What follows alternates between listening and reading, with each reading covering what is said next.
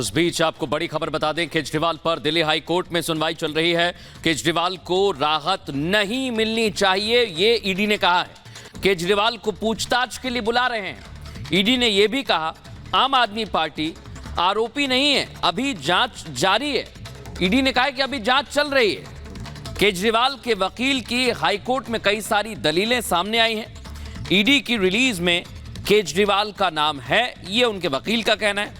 और हाईकोर्ट ने केजरीवाल के वकील से पूछा है, अग्रिम जमानत अर्जी क्यों नहीं दी, ये सवाल पूछा है। और इस समय अखिलेश हमारे सहयोगी लाइव हमारे साथ जुड़ गए। अखिलेश, कोर्ट में सुनवाई चल रही है, अलग अलग तर्क रखे जा रहे हैं, बातचीत हो रही है, बताइए जरा क्या अपडेट्स हैं।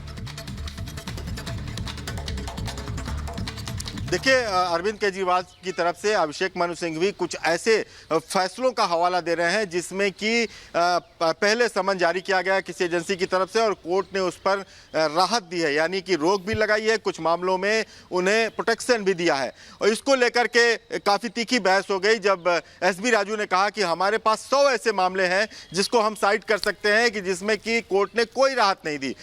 कोर्ट को ये देखना चाहिए कि मामला कितना गंभीर है और इस मामले में जिसमें जांच तेजी से आगे बढ़ रही है उसमें कई लोगों की गिरफ्तारी हुई है। ऐसे में हमें काम से रोका नहीं जाना चाहिए, हम तो सिर्फ पूछताछ के लिए बुला रहे हैं। बार बार गिरफ्तारी की बात जो है अरविंद केजरीवाल की तरफ से की जा रही है, हमने तो कभी गिरफ्तारी की बात नहीं कही। जिस पर कि केजरीवाल के वकील ने कहा कि इनकी जो प्रेस रिलीज थी उसमें केजरीवाल का नाम आया था और इस तरह से ये बार बार जो केजरीवाल का नाम सामने आ रहा है, इससे ऐसा लगता है कि इनकी मंशा ठीक नहीं है। और इसके पीछे उन्होंने कारण भी बताया कि ये पॉलिटिकल समन है और ये राजनीति के तहत ये किया जा रहा है। जब चुनाव आ जाता है तभी समन जारी किया जाता है और सुबह से ये मांग की जा रही है केजरीवाल के वकील की तरफ से कि सिर्फ चुनाव तक, यानी लोकसभा चुनाव के खत्म होने तक ही प्रोटेक्शन दिया जाए, उसके बाद अगर प्रोटेक्शन नहीं भी होगा तो केजरीवाल पेश होंगे, अपने जवाब देंगे। हालांकि इस बीच बड़ी खबर दरअसल ये है कि देखना ये होगा कि केजरीवाल की आफत बढ़ती है या फिर राहत मिलती है। बिल्कुल, यहां पर अलग अलग तरह के तर्क दिए जा रहे हैं, जैसा अभी अखिलेश हमें बता रहे थे। लेकिन अब देखना यही होगा कि 8 समन में अरविंद केजरीवाल पेश नहीं हुए हैं और कोर्ट ने अलग दलील दे दी है। हालांकि जो अरविंद केजरीवाल के वकील हैं उनसे पूछा भी गया है कि अग्रिम जमानत अर्जी क्यों नहीं दी गई।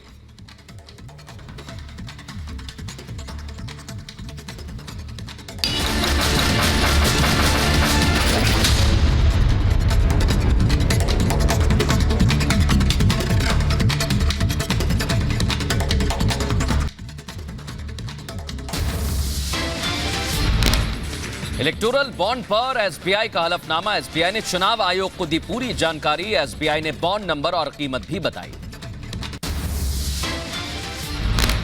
केजरीवाल की अर्जी पर हाईकोर्ट में सुनवाई। ईडी ने जांच से जुड़ी फाइलें कोर्ट को सौंपी। ईडी बोली केजरीवाल के खिलाफ पुख्ता सबूत है।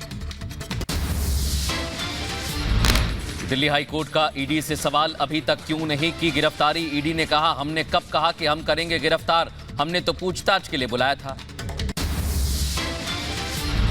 हाईकोर्ट में बोले केजरीवाल के वकील सिंघवी, कहा ईडी 2 महीने से नहीं कर सकती इंतजार, एक बार खत्म हो जाने दे चुनाव। ईडी के समन को चुनौती बताया है।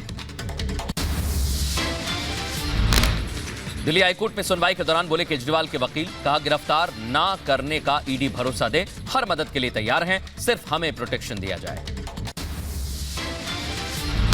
दिल्ली हाईकोर्ट में ईडी ने पूछा सवाल, क्या केजरीवाल के खिलाफ है सबूत। ईडी ने कहा, हमारे पास पर्याप्त दस्तावेज, कानून की नजर में सीएम और आम लोग एक जैसे हैं। बीजेपी उम्मीदवार बांसुरी स्वराज ने केजरीवाल पर साधा निशाना। कहा, केजरीवाल सभी को नसीहत देते थे और अगर कुछ नहीं किया तो ईडी से डर क्यों रहे हैं। अरे ये वो लीडर हैं जो देश के बाकी नेताओं को नसीहत देते थे जांच में जुड़ने की, लेकिन जब अपनी बारी आ रही है तो जांच से भाग रहे हैं। केजरीवाल को ईडी के समन पर सौरभ भारद्वाज का बयान। कहा, केजरीवाल को प्रचार से रोकने की कोशिश की जा रही है। अरविंद केजरीवाल को ईडी के समन पर आतिशी का बयान। बोली, ईडी का मकसद केजरीवाल को गिरफ्तार करना जिससे चुनाव प्रचार ना हो सके। अरविंद केजरीवाल से ईडी की पूछताछ को लेकर गोपाल राय का बयान। कहा, ईडी की पूछताछ से कोई परेशानी नहीं, आज तक उनके पास कोई सबूत नहीं, फिर भी भेज रहे समन। ईडी को पूछताछ से मतलब नहीं है, हजारों जगह छापे हो चुके हैं, आज तक कोई सबूत नहीं मिला। लेकिन बार बार सम्मान सिर्फ इसलिए दिया जा रहा है कि किसी भी तरह से राजनीतिक मकसद से अरविंद केजरीवाल जी को गिरफ्तार किया जाए। वीरेंद्र सचदेवा ने केजरीवाल पर साधा निशाना, कहा केजरीवाल को जांच एजेंसियों को करना चाहिए सहयोग, जांच एजेंसियों के सामने रखें अपनी बात। केजरीवाल जो अपने आप को कट्टर ईमानदार कहते हैं, मुझे ऐसा लगता है कि उन्हें चाहिए कि जाके जांच एजेंसी के सामने जाएं, अपनी स्थिति स्पष्ट करें। क्यों एक कायरों की तरह बर्ताव कर रहे हैं? सीएम केजरीवाल पर बीजेपी नेता हरीश खुराना का बयान, कहा केजरीवाल कानून का करे सम्मान, कानून से ऊपर कोई नहीं, केजरीवाल को क्यों चाहिए प्रोटेक्शन। बीजेपी नेता दुष्यंत कुमार गौतम ने केजरीवाल पर साधा निशाना, कहा शराब घोटाले में दोषी हैं केजरीवाल, इसलिए ईडी से भाग रहे हैं। बीजेपी का कांग्रेस पर बड़ा हमला, कहा कांग्रेस को हार का डर, कांग्रेस हार के डर को बना रही बहाना।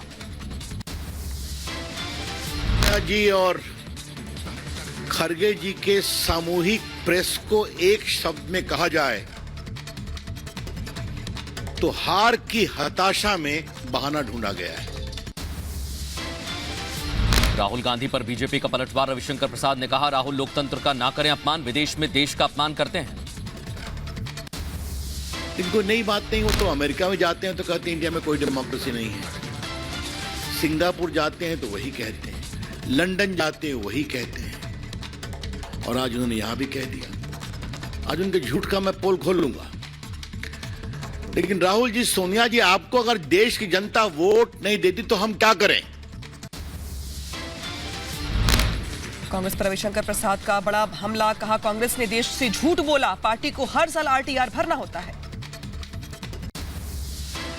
अब थोड़ा सा राहुल गांधी ने जो झूठ बोला है कि हमारा पूरा बैंक अकाउंट फ्रीज कर दिया, तो हम क्या करें, तो आज रिकॉर्ड को स्ट्रेट करना जरूरी है, जिसमें सही है कि पार्टियों पर इनकम टैक्स नहीं लगता, लेकिन पार्टी को अपना रिटर्न हर साल फाइल करना पड़ता है।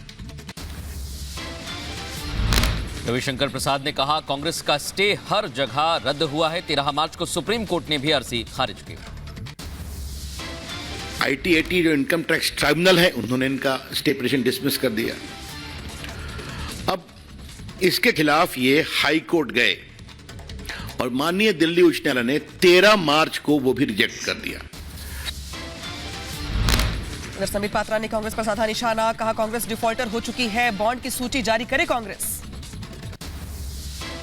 तक बैंक अकाउंट फ्रीजिंग का सवाल है, यदि आप हिंदुस्तान के कानून के हिसाब से कोट अनकोट आप डिफॉल्टर हैं, तो you will be treated as a defaulter.